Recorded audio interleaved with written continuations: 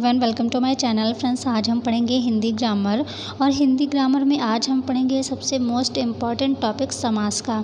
समास वैसे तो बहुत इजी टॉपिक है, लेकिन इसमें कन्फ्यूज़न बहुत ज़्यादा है, क्योंकि कई बार बच्चे क्या होता है द्विगु समास में और बहुव्रीहि समास में बहुत ज़्यादा कन्फ्यूज़्ड हो जाते हैं कि इसमें द्विगु समास होगा या बहुव्रीहि समास होगा, या फिर कर्मधारय समास जो होता है, कर्मधारय समास और बहुव्रीहि समास में भी बहुत ज़्यादा डिफरेंस नहीं होता है। इस वजह से कन्फ्यूज़न बहुत ज़्यादा क्रिएट रहता है कि ये कर्मधारय होगा या बहुव्रीहि होगा, क्योंकि जो बहुव्रीहि होता है ना, तो वो एक तरह से कर्मधारय समास ही होता है, लेकिन उसमें क्या होता है कि उससे कुछ अगर नया शब्द बन रहा है तो वह बहुव्रीहि हो जाएगा। तो अगर वहाँ पर इतनी नॉलेज नहीं है कि इसमें क्या होना चाहिए जो वो कर्मधारय है, तो बहुत कन्फ्यूज़न हो जाता है और एग्ज़ाम्स में गलत हो जाता है। तो आज के वीडियो में ये बिल्कुल कन्फ्यूज़न आपका ख़त्म हो जाएगा कि द्विगु समास में, कर्मधारय समास में और बहुव्रीहि समास में जो ये कन्फ्यूज़न होता है, ये बिल्कुल ख़त्म हो जाएगा। ये मेरा आपसे प्रॉमिस है कि बिल्कुल ख़त्म हो जाएगा आपका ये डाउट, कोई डाउट नहीं रहेगा। आज की वीडियो देखने के बाद थोड़ा बड़ा वीडियो हो सकता है, तो उसको एंड तक बिल्कुल ज़रूर देखें। आपका हर एक समास एकदम क्लियर होगा, कोई डाउट नहीं रहेगा आपको कभी भी। ये मेरा आपसे प्रॉमिस है। बस आप वीडियो को एंड तक ज़रूर देखें और धैर्यपूर्वक देखें।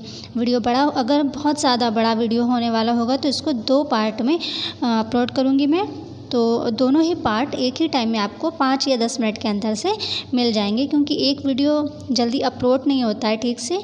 तो 2 वीडियो 2 पार्ट में कर दूंगी। अगर एक ही में आ गया तो एक ही अपलोड करूंगी। तो अभी तो देखते हैं कितना बड़ा वीडियो होता है, क्योंकि समझाना भी बहुत है आपको, क्योंकि आपके सारे डाउट क्लियर करने हैं। तो वीडियो शुरू करने से पहले आपसे एक रिक्वेस्ट है कि आप अगर हमारे चैनल पर नए हैं तो चैनल को सब्सक्राइब कर दीजिए और साथ ही बेल आइकन को प्रेस करके ऑल पर क्लिक ज़रूर कर दीजिए। तो चलिए फ्रेंड्स, वीडियो स्टार्ट करते हैं। हम पढ़ेंगे आज समास, और समास को हम बिल्कुल डिटेल से भी पढ़ेंगे और बहुत बड़ा नहीं करेंगे, मतलब हर चीज़ को, लेकिन हम हर चीज़ की परिभाषा ज़रूर बताएंगे आपको, क्योंकि जब तक आपको उसकी परिभाषा, उसकी डेफिनेशन नहीं पता होगी, आप उस चीज़ को नहीं समझ सकते। तो चलिए फ्रेंड्स, वीडियो स्टार्ट करते हैं। हम पढ़ेंगे समास, और समास का तात्पर्य क्या है। सबसे पहले ये जानें कि समास कहते किसको हैं। तो समास कहते हैं संक्षिप्तीकरण को, यानी किसी बड़े सेंटेंस को छोटा जब हम कर देते हैं तो वही समास हो जाता है। जैसे अगर हम कहें रसोई के लिए घर, तो रसोई के लिए घर, इतना बड़ा शब्द ना बोलकर हम रसोई घर कह सकते हैं। तो रसोई घर, रसोई के लिए घर। या हम कहें राजा का पुत्र, राजा का पुत्र, ठीक है, हम कह रहे हैं राजा का पुत्र, हम राजा का पुत्र ना कहकर राजपुत्र कह दें या राजकुमार कह दें, मतलब बड़े सेंटेंस को हमने छोटा कर दिया, संक्षिप्त कर दिया, यही समास है। और समास में कुछ भी नहीं है। आप इसकी डेफिनेशन भी देख लीजिए। हिंदी व्याकरण में समास का शाब्दिक अर्थ होता है छोटा रूप। जब 2 या 2 से अधिक शब्दों से मिलकर जो नया और छोटा शब्द बनता है, उस शब्द को हिंदी में समास कहते हैं। ठीक है, दूसरे शब्दों में कहा जाए तो समास वह क्रिया है जिसके द्वारा हिंदी में कम से कम शब्दों में अधिक से अधिक अर्थ प्रकट किया जाता है। ठीक है, कम से कम शब्दों में अधिक से अधिक अर्थ प्रकट किया जाता है। ये तो होगी समास की डेफिनेशन। अब देखिए समास के उदाहरण। रसोई के लिए घर, इसे हम रसोई घर भी कह सकते हैं, जैसे कि अभी मैंने बताया। राजा का पुत्र राजपुत्र या राजकुमार भी कह सकते हैं। बड़ा सेंटेंस ना बोलकर हम छोटा सेंटेंस भी बोल सकते हैं। तो संस्कृत एवं अन्य भारतीय भाषाओं में समास का बहुतायत में प्रयोग होता है। जर्मन आदि भाषाओं में भी समास का बहुत अधिक प्रयोग होता है। समास के बारे में संस्कृत में एक सूक्ति प्रसिद्ध है, वंदौ दिगुरपि चाहम मद्रेः नित्यमव्ययीभावा तत्पुरुष कर्मधारयेनाहं सयाम बहुव्रीहा। ये एक संस्कृत की सूक्ति है जो समास के लिए प्रचलित है। ठीक है, ये तो होगी समास की सूक्ति, जो एक संस्कृत में प्रचलित है सूक्ति जो समास के लिए। इन सब का मतलब कुछ यहाँ पर मतलब नहीं है, लेकिन हर चीज़ आपको समास के बारे में पता होना चाहिए।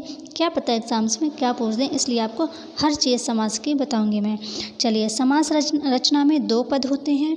अब देखिए, आप समास पर आ जाइए आप कि समास में पूर्व पद, उत्तर पद, समस्त पद क्या होते हैं। पहले तो आप ये समझिए, क्योंकि जब आपको ये पता होगा कि पूर्व पद, उत्तर पद, समस्त पद क्या होता है, तभी आपको सभी समास की पहचान हो पाएगी।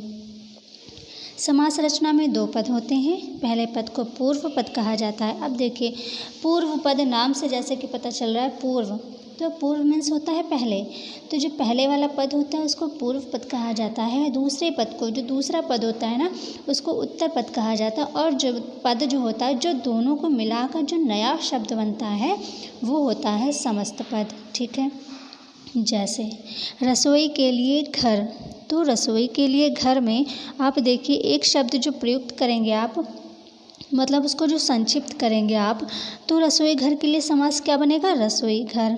तो रसोई घर में पूर्व पद क्या हुआ? पूर्व पद हुआ रसोई और उत्तर पद क्या हुआ? घर। पूर्व पद हुआ रसोई और उत्तर पद क्या हुआ? ये घर, ये हुआ उत्तर पद। हाथ के लिए कड़ी, इसमें हथ जो है, हथ, ये है पूर्व पद और जो कड़ी है ये उत्तर पद। ऐसे ही नील कमल में नील जो है ये पूर्व पद है और कमल जो है ये उत्तर पद है। तो ये तो हो गए पूर्व पद और उत्तर पद, यानी पहले वाला जो पद होता है ये हो गया पूर्व पद और ये बाद वाला उत्तर पद। अब समस्त पद किसको कहते हैं? समस्त पद क्या होता है? ये जो पूरा, मतलब दोनों पद को, इसे और इसे, दोनों पद को जो मतलब दोनों पद को मिलाकर जो नया शब्द बना उसको कहते हैं समस्त पद।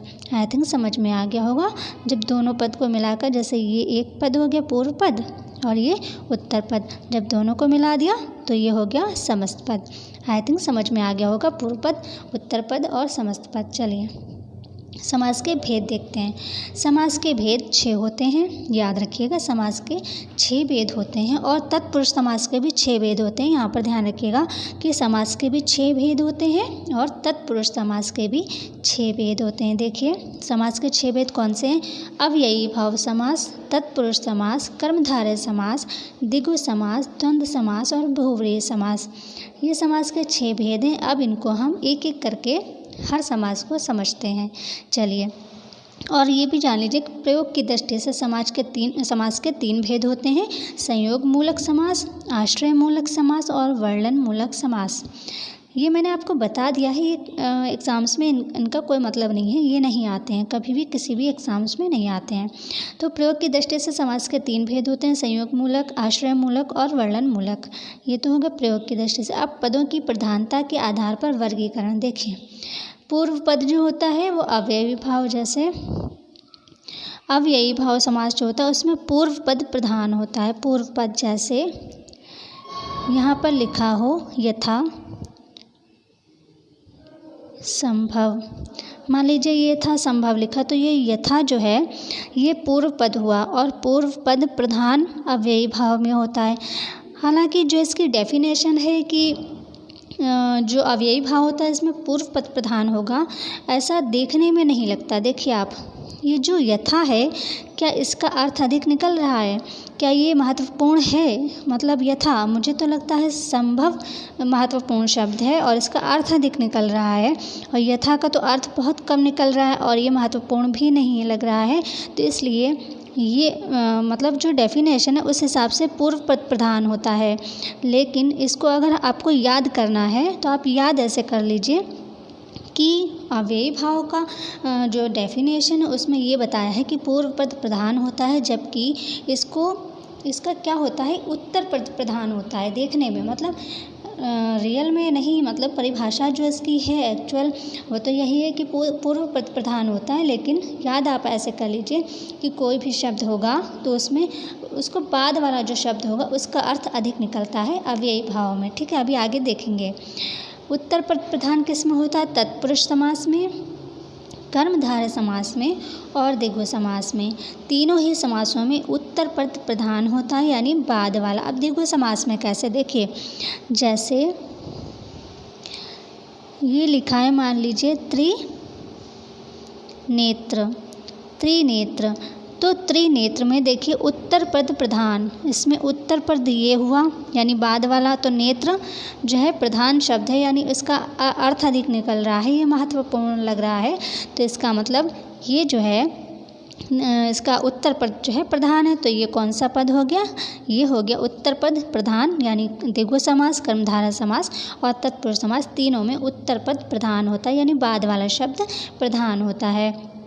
और दूसरी चीज़, एक चीज़ समझिए कि अव्ययी भाव समास जो होता है, अव्ययी भाव समास यानी ये वाला, अभी एक मिनट, ये जो अव्ययी भाव समास है, इसमें क्या होता है कि इसकी पहचान आपको बता दें कि इसमें कोई भी शब्द आपको दिया रहेगा कि इसमें कौन सा समास है, तो आप देखिए क्या उसमें अव्यय लगा है।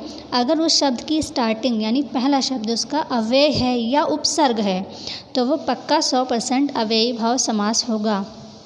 ठीक है, अभी आगे अव्ययी भाव समास पढ़ेंगे तब इसमें और भी कुछ पहचाने बताएंगे, लेकिन आप ये चीज़ एक ध्यान रखिए कि अगर अव्ययी भाव समास जो है उसमें उपसर्ग लगा है, कोई भी शब्द आपको दिया है कि इसमें समास कौन सा है और उसमें अगर उपसर्ग लगा है, तो उपसर्ग अगर लगा है या अव्यय है, कोई भी जो पहला शब्द है वो अव्यय शब्द है अगर, तो अव्यय शब्द कौन से होते हैं, जैसे यथा या बहुत से ऐसे अव्यय शब्द होते हैं। अव्यय शब्द का मतलब होता है जो लिंग, वचन या किसी भी रूप में बदलते नहीं हैं और उनका अर्थ भी बहुत कम निकलता है या महत्वपूर्ण नहीं होता, वो अव्यय होते हैं शब्द। और या उपसर्ग लगा हो तो वो पहचान है कि वो अव्ययी भाव समास ही होगा।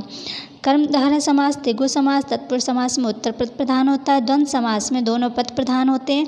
जैसे दोनों पद प्रधान होंगे, जैसे दाल और रोटी, तो दाल रोटी, अब दाल का भी अपना महत्व है, पूर्ण शब्द है, और रोटी का भी अपना महत्व है, एक पूर्ण शब्द है। या हवा पानी, या फिर माता पिता, राजा रानी, मतलब दोनों ही शब्द प्रधान होते हैं और दोनों का ही अपना महत्व होता है, वो होते हैं द्वंद्व समास। दोनों पद अप्रधान किस में होते हैं, मतलब अप्रधान, दोनों पद अप्रधान यानी दोनों ही पद गौड़ हो, लेकिन जब उनसे कोई तीसरा शब्द बने वो प्रधान हो, वो होता है बहुव्रीहि समास में। यानी बहुव्रीहि समास में क्या होता है, कोई शब्द दिया होता है, उसका पूर्व पद और उत्तर पद दोनों ही पद गौड़ होते हैं, और जो उनसे तीसरा पद बनता है, वो जो तीसरा पद बनता है वो होता है प्रधान। तो ये होता है बहुव्रीहि समास में। ये तो एक छोटी छोटी पहचानें जो आपको पदों के हिसाब से बताई गई हैं वो हैं। अब आप कैसे पहचानेंगे ये बताते हैं। तो चलिए सबसे पहले एक एक समास को लेते हैं। तो सबसे पहले पढ़ेंगे हम अव्ययी भाव समास को। तो अव्ययी भाव समास जो है, पहले तो आप इसकी परिभाषा देख लीजिए। इसमें प्रथम पद अव्यय होता है, जैसे कि अभी मैंने बताया, कोई भी शब्द लिखा है तो उसमें प्रथम जो होगा पद वो अव्यय होगा। जैसे यथा संभव, यथा संभव में आप देखिए ये जो यथा है, क्या ये अधिक महत्व दे रहा है, संभव अधिक महत्व दे रहा है, तो यथा जो है ये अव्यय है। ठीक है, अव्यय हो गया। तो जिसमें अव्यय लगा हो वो होता है अव्ययी भाव, नाम से पता चल। अव्ययी यानी अव्यय हो जिसमें, तो वो होता है अव्ययी भाव समास। या जिसमें उपसर्ग लगा हो, जैसे आजन्म। ठीक है, आ जन्म, तो आजन्म में क्या है, ये देखिए आ, ये जो है आ क्या है, उपसर्ग है ना, उपसर्ग है। तो जब उपसर्ग है तो ये हो गया अव्ययी भाव समास। अव्ययी भाव समास में उपसर्ग होगा या फिर अव्यय होगा, वो अव्ययी भाव समास होगा। पूरा पढ़ लीजिए परिभाषा। इसमें प्रथम पद अव्यय होता है, इसका अर्थ प्रधान होता है, इसे अव्ययी भाव समास कहते हैं। इसमें अव्यय पद का प्रारूप लिंग वचन कारक में नहीं बदलता, वो हमेशा एक जैसा रहता है। दूसरे शब्दों में कहा जाए तो यदि एक शब्द की पुनरावृत्ति हो और दोनों शब्द मिलकर अव्यय की तरह प्रयोग हों, वहाँ पर अव्ययी भाव समास होता है। संस्कृत में उपसर्ग युक्त पद भी अव्ययी भाव समास माने जाते हैं। देखिए यहाँ पर कह रहे हैं कि संस्कृत में उपसर्ग युक्त पद भी अव्ययी भाव समास माने जाते हैं, जबकि हिंदी में भी ऐसे शब्द होते हैं जिसमें उपसर्ग लगा होता है और वो अव्ययी भाव समास होते हैं, जैसे कि मैंने अभी बताया आजन्म। इसी तरह से बहुत से ऐसे शब्द हैं, आगे अभी दिखाऊंगी मैं। तो आगे बहुत से ऐसे शब्द आपको मिलेंगे जिसमें उपसर्ग भी लगा है और वो हिंदी के शब्द हैं। तो हिंदी में भी जिसमें उपसर्ग लगा है या अव्यय लगा है वो अव्ययी भाव समास होगा।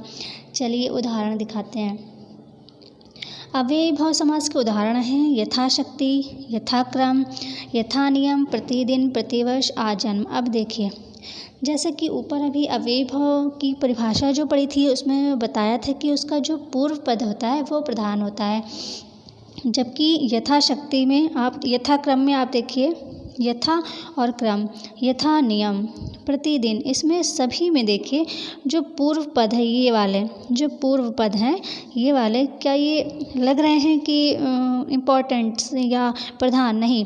तो क्यों उन्होंने परिभाषा में ऐसा कहा? उन्होंने इस चीज़ को लिया है, ये जो इन्होंने समास विग्रह किया है इसमें बताया है उन्होंने। देखिए इसमें सभी में पूर्व पद प्रधान है। देखिए अब देखिए कि शक्ति के अनुसार, ये जो पहले देखिए आप कि यथाशक्ति, जब हम इसका विग्रह करें तो शक्ति के अनुसार, तो शक्ति के अनुसार जब हम लिखें तो आप देखिए इसमें दो पद हुए, एक ये पद हुआ और एक ये पद हुआ। तो इन दोनों में प्रधान कौन सा है, शक्ति या अनुसार? किसका महत्व अधिक निकल रहा है, कौन सा अधिक अर्थ प्रकट कर रहा है? तो यहाँ पर शक्ति जो है अधिक अर्थ प्रकट कर रहा है, यानी कि पूर्व पद है। तो पूर्व पद प्रधान किस में होता है? अव्ययी भाव में। अब देखिए अगर आप इसको देखकर इन वाले शब्दों को देखकर अगर आप मतलब पूर्व पद और उत्तर पद निकाल रहे हैं तो आपका गलत हो जाएगा। तो आप इन वालों को, ये जो इनका विग्रह किए हैं इसको आप देखिए, इसमें पूर्व पद सभी में प्रधान है। देखिए नियम के अनुसार, प्रत्येक दिन। अच्छा देखिए प्रत्येक दिन में दो शब्द हैं, प्रत्येक और दिन।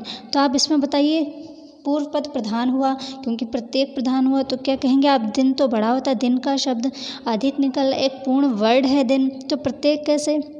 यहाँ पर प्रत्येक का प्रधान हुआ। क्यों? क्योंकि दिन कोई भी दिन हो सकता है, लेकिन यहाँ पर प्रत्येक दिन कहा जा रहा है, मतलब यहाँ पर विशेषता बता रहे हैं या प्रत्येक की वैल्यू ज़्यादा बताई जा रही है, तो प्रत्येक जो है वो प्रधान हुआ। इसी तरह से हर वर्ष, यानी हर वर्ष, कोई भी वर्ष नहीं, हर वर्ष यानी हर को यहाँ पर इम्पोर्टेंस दी जा रही है, यानी प्रधान है ये। पूर्व पद प्रधान सभी में है, देखिए सभी में पूर्व पद प्रधान है, इसलिए ये हुआ अव्ययी भाव समास। और देखिए आपको अगर विग्रह करना नहीं आता, मान लीजिए यथाक्रम लिखा है और आपको नहीं पता कि इसका अर्थ होगा क्रम के अनुसार, ये नहीं पता, तब आप सोचेंगे कि इसका विग्रह तो हमें नहीं पता, तो हम इसको कैसे पता करेंगे कि इसका कौन सा पद बड़ा है या प्रधान है? तो आप इसको ही देखिए इधर वालों को, जैसे कि पहले मैंने बताया था, इसमें परिभाषा में बताया जाता है पूर्व पद प्रधान, लेकिन आप इसमें देखिए कि आप में सभी में बाद वाले जो हैं ये प्रधान दिखेंगे।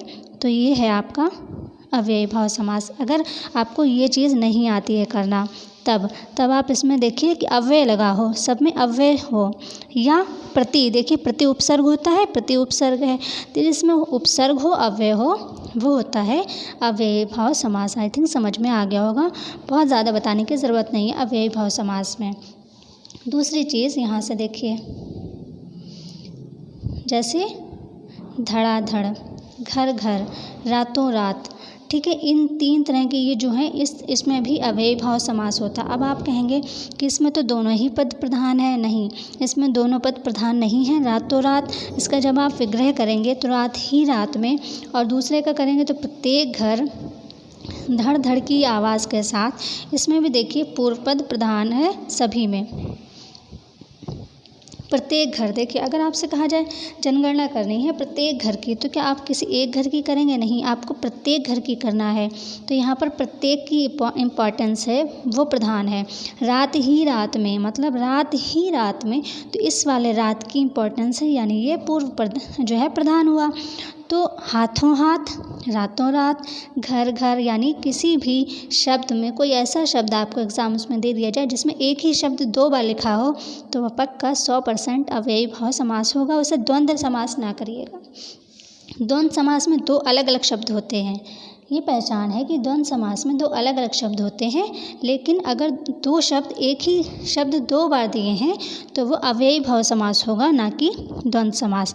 ध्यान रखिएगा, अगर एक ही शब्द दो बार दिया है तो वो अव्ययी भाव समास होगा और द्वंद्व समास नहीं होगा, क्योंकि द्वंद्व समास में या तो एक दूसरे के पूरक शब्द होते हैं या एक दूसरे के विलोम शब्द होते हैं, मतलब दो अलग अलग शब्द होते हैं। अगर जहाँ पर एक ही शब्द दो बार दिया है तो वो होता है अव्ययी भाव समास। आई थिंक समझ में आ गया होगा। चलिए पढ़ते हैं तत्पुरुष समास। अव्यय भाव समास समझ लिया आपने कि उसमें अव्यय या उपसर्ग लगा होगा या एक ही शब्द 2 बार दिया होगा तो वो अव्यय भाव समास होगा। चलिए अब देखते हैं तत्पुरुष समास जिसमें उत्तर पद प्रधान होता है। इस समास में दूसरा पद यानी उत्तर पद प्रधान होता है। ये कारक से जुदा समास होता है। इसमें ज्ञातव्य विग्रह में जो कारक प्रकट होता है उसी कारक वाला वो समास होता है। इसे बनाने में 2 पदों के बीच कारक चिन्हों का लोप हो जाता है, उसे तत्पुरुष समास कहते हैं। मतलब आपको कोई भी शब्द दिया है अगर एग्ज़ाम्स में, उस शब्द में अगर कोई भी कारक चिन्ह छिपा हुआ है तो वो तत्पुरुष समास ही होगा, ठीक है। और उत्तर पद प्रधान भी होना चाहिए और उसमें कोई कारक चिन्ह ज़रूर छिपा होना चाहिए, तब वो तत्पुरुष समास होगा। चलिए तत्पुरुष समास के उदाहरण देखते हैं। जैसे देश के लिए भक्ति, जिसको हम कहेंगे देशभक्ति। एग्ज़ाम्स में आपको इस तरह के शब्द दिए रहते हैं जैसे देशभक्ति, राजपुत्र, शराहत, रह खर्च, इस तरह से दिए रहते हैं शब्द आपको।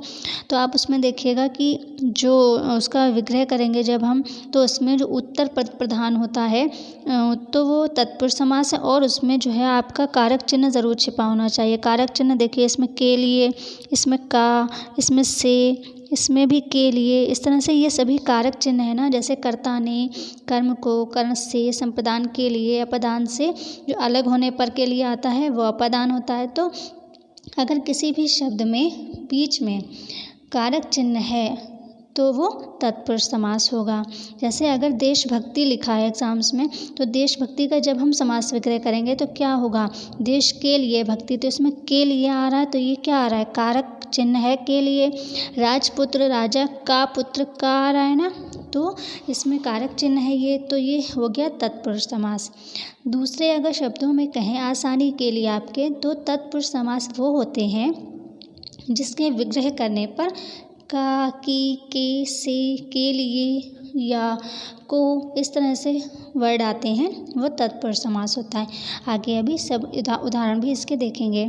देखिए राह के लिए खर्च, इसमें भी के लिए, द्वारा भी कारक चिन्ह है, का, ये सभी जिसमें द्वारा, के लिए, से, को, का, की, के, ये सब आए या में आए तो वह सभी तत्पुरुष समास होते हैं क्योंकि उसमें ये सभी कारक चिन्ह है, ठीक है। चलिए तत्पुरुष समास के भेद। अब इन्हीं कारक चिन्हों के आधार पर तत्पुरुष समास के भेद बताए गए हैं। तो तत्पुरुष समास के 6 भेद हैं। वैसे तो तत्पुरुष समास के 8 भेद होते हैं, किंतु विग्रह करने की वजह से कर्ता और संबोधन 2 भेदों को लुप्त रखा गया है, इसलिए विभक्तियों के अनुसार तत्पुरुष समास के 6 भेद होते हैं। तत्पुरुष समास के 6 भेद होते हैं और समास के भी 6 भेद होते हैं, याद रखिएगा। समानाधिकरण तत्पुरुष समास। जिस तत्पुरुष समास के समस्त होने वाले पद समान अधिकरण हो, अर्थात विशेष से विशेषण भाव को प्राप्त करते हों, कर्ता कारक के हों और लिंग वचन में समान हो, वहाँ क्या होता है, समानाधिकरण कर्मधारय तत्पुरुष समास होता है। ये नहीं आता, इसको छोड़िए। व्याधिकरण तत्पुरुष समास ये भी इम्पोर्टेंट नहीं है। जिस तत्पुरुष समास में प्रथम पद तथा द्वितीय पद दोनों भिन्न भिन्न व्यक्तियों में हों, विभक्तियों में हों, उसे व्याधिकरण तत्पुरुष समास कहते हैं। उदाहरण हैं राज्ञा, पुरुषा, ये सब संस्कृत में आते हैं। इसको जो है व्याधिकरण तत्पुरुष समास, जब संस्कृत का चैप्टर लाएंगे तब इसको देखेंगे। अभी देखिए आप, जो तत्पुरुष समास के जो 6 भेद हैं वो क्या है। कर्म तत्पुरुष समास, करण तत्पुरुष समास, संप्रदान तत्पुरुष समास, अपादान तत्पुरुष समास, संबंध तत्पुरुष समास और अधिकरण तत्पुरुष समास। ये हैं 6 भेद तत्पुरुष समास के। इनको डिटेल में पढ़ते हैं। इसको अगले पार्ट में डिटेल में पढ़ते हैं। कुछ ही मिनट के बाद आपको जो है दूसरा पार्ट मिलेगा, उसमें आपको ये जो आगे के डिटेल से पढ़ेंगे। ये जो 6 हैं इसके 6 भेद हैं ना, कर्म तत्पुरुष, करण तत्पुरुष, संप्रदान, इनको हम इनकी पहचान बताएंगे। और जो आपका कन्फ्यूज़न है कर्मधारय और द्विगु और बहुव्रीहि समास में, वो भी आपको उसी पार्ट में देखने को मिलेगा, जो कि 5 या 10 मिनट के अंतर से अभी अपलोड होगा। आप उसमें देखिए आगे का पार्ट। तो चलिए इस वीडियो में इतना ही और अगले वीडियो में मिलते हैं 5 या 10 मिनट के बाद।